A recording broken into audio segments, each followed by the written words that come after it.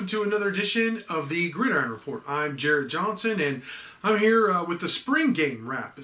Texas Tech has finished up this round of spring ball, culminating with the spring game on Saturday, and by and large, it was a very successful event. I know there's a lot of people out there disappointed that it wasn't televised or streamed anywhere live, but I was there. Stephen Chapman, our photographer, was there, and I think we came away with really enjoying what we saw. I think it was one of the more entertaining spring games I've ever seen.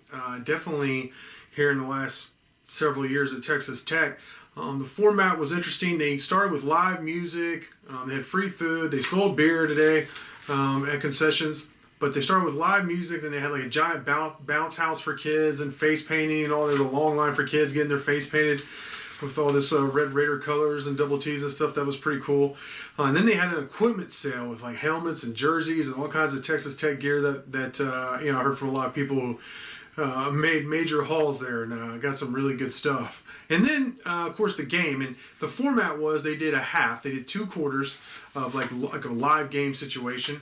And then they did, basically a practice. But it was a really nice, type of practice after a halftime, where they did 7-on-7, then they did 1-on-1 drills with quarterbacks throwing to receivers being defended by defensive backs, and then running backs against linebackers. And then they did the battle of the trenches, where it was 1-on-1 and pass protection drills, and the offensive line versus the defensive line. And my overall takeaway was, man, it was successful. I think there was a lot of good things to come out of it, and no real big injuries. Travis Kuntz went down at one point, but he walked off under his own volition. I think he's going to be okay. I don't think any major injuries there. And really, I have to say, speaking of injuries, the really only negative that I could think of out of all of spring ball, all 15 practices, were the major injuries, the shoulder injury to Jarret Johnson, which that's something he'll have to rehab throughout the offseason, and the hope is that he'll be back for the season opener against Houston at NRG Stadium. But if not, the hope he's back by Game 2 or Game 3, Coach Willis told me. And then, of course, Thursday, first team All Big 12 receiver Eric Ezekama broke his arm in 2 places in a freak accident. It was a team drill. Coach Willis said he was like landing on the ground, and he put his arm down like as he's done a million times to brace himself, and his arm gave. It broke in 2 places. So everybody seems to feel relatively confident that he'll be able to come back by the season opener next year. But he had surgery on Friday, and he's going to have to rehab and recover from it and come back and be that lead receiver that he's been for Tech the last 2 seasons, and an all Big 12 performer, because he was having a tremendous spring. He looked great in spring ball for sure. So those are really the only 2 negatives. Now, as far as the spring game today, I think, of course, all eyes were on the quarterbacks. And look, I've been saying all spring ball that the quarterback play has been improved, is better. And, everyone who was there saw that today. Tyler Shuck, Henry Columbia even has played very well. I asked Coach Cumbie after the spring game, I said, look, I know we've been asking about all these other quarterbacks, but I have to say Columbia's been consistently good every time I've been out there. And he agreed wholeheartedly and said he's been very good. I do think Shuck is number 1. I think the battle is between Columbia and Donovan Smith for number 2. And I think Donovan Smith was good today. He's been good every time I've ever seen him. When he was with Friendship, he looked like a legitimate quarterback. He looked great. All spring when I've seen him, he's looked very good. Today, he threw a touchdown pass to Jerran Bradley, by the way, 6'5", 6'6", true freshman receiver who looks really good. He threw a nice touchdown to him after buying some time in the pocket and throwing a little sidearm delivery to him for a touchdown. He looked really good. So I think that's your battle. Then there's Baron Morton, who I think is at 4th, but you see his talent. He threw a strike in the 1-on-1 drills to Miles Price against great coverage from Marquise Waters, who to me is one of the better players on the team. So, as for the stats, Shuck finished 8 for 15 for 106 yards. He was sacked once. I think he would have been sacked more than that, actually, depending. There's no contact on quarterbacks. They give the benefit of the doubt to the offense, and the defensive line really get after the offensive line, especially the starters. Later on in the practice, when it was like 13-teamers versus 13-teamers, the offensive line did better, but the offensive line is a concern. The defensive line looks really good. That's usually how it works with spring, but I do think you're seeing with the offensive defensive line at Texas Tech, the defensive line is one of the strengths. For those who don't know, defensive line is going to be very good this year. It's deep, it's talented, it's experienced. The offensive line has some good, nice, bright spots. And Dawson Deaton, the center, of course, has been out, so that's big. I wouldn't. You could say it's a weakness. It's definitely one of the weaknesses on the team. So, which is not good. Like I said, I think they could come together. I think they could be a better offensive line than what we've seen, what we saw Saturday, and then what we've seen this spring. I asked Coach Cumbie specifically if he thought the offensive line had improved this spring. He said it had, most definitely. I do think if Dawson Deaton had been in there, he would have helped a lot. He's the anchor. He's a veteran guy. TJ Storman at left tackle helps a lot, but at the same time, they're one or two injuries away from the offensive line being a problem. So, and that showed up on Saturday with Tyree Wilson and Jalen Hutchins and Tony Bradford and Nelson Mabanasor and you name it. They really got after the offensive line. And I think one thing that was good to see was the quarterbacks were mobile and able to get out of the pocket and buy some time.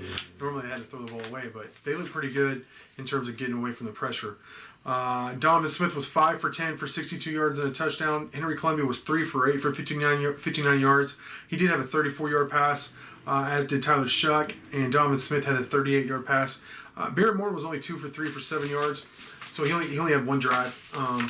And offensive line didn't do him any favors there. But Maverick McIver didn't even get in, so I don't remember seeing him throw a pass. So that's worth noting.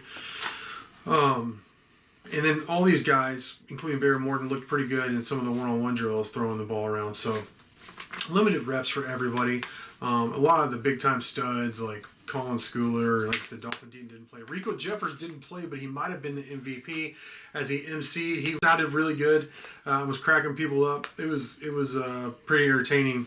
Him being the MC. Those who were there know what I'm talking about. Just the funny jokes and talking smack to guys, shaming defensive players who messed up, and then talking smack to offensive players when the defense won. It was pretty funny.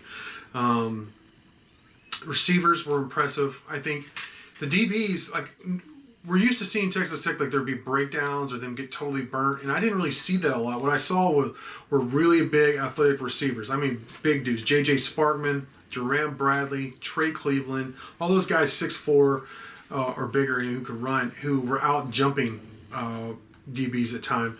But I do think Dadrian Taylor Dimerson had a couple of nice breakups. Marquise Waters had a couple of nice breakups. Adrian Fry got burned a couple of times. But those receivers were really impressive in their size. That really stands out. The running backs look good. Chadarius Townsend is super, super fast. For those who don't know, he outran some angles today that looked really good. Taj Brooks, he looks ready to go. I really like him. He scored on a touchdown where he trucked a linebacker. Looked really good. So I like all the skill position players a lot. The offensive line, if they come around, then this offense could be very, very good. I don't remember seeing any wide receiver screens. A lot of deep balls. They were really aggressive. A lot of passing, not much running today. Like I said, defensive line looks really good. Secondary, they lost some one-on-one battles. It's definitely a work in progress, the secondary. I mean, I went into spring saying I was concerned about the offensive line in the secondary, and I'm leaving the spring saying that's where my concerns are. So it's no big surprise. I do think the secondary has made some strides. I really do. So we'll have to see. I think if you look for Texas Tech to add still in the portal moving forward between now and kicking off next season, I think offensive line and secondary is where you'll look at. And I do think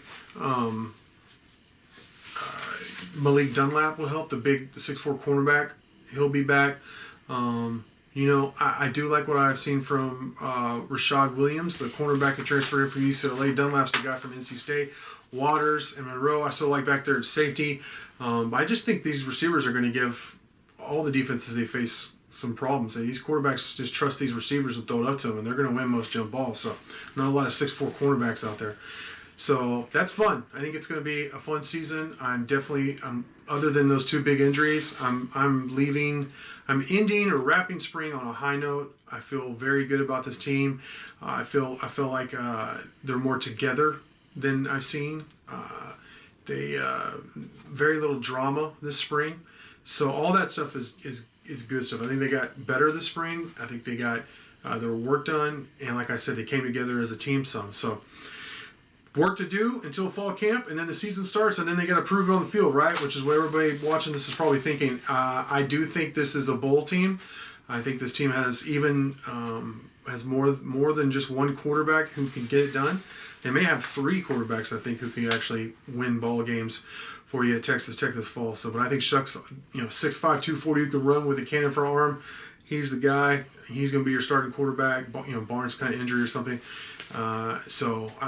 Look, buckle up. I know people are down about Texas Tech football, but I'm telling you, I think they're going to be better next season, and there's going to be some fun times ahead. So with that, I want to thank you for watching, and until next time.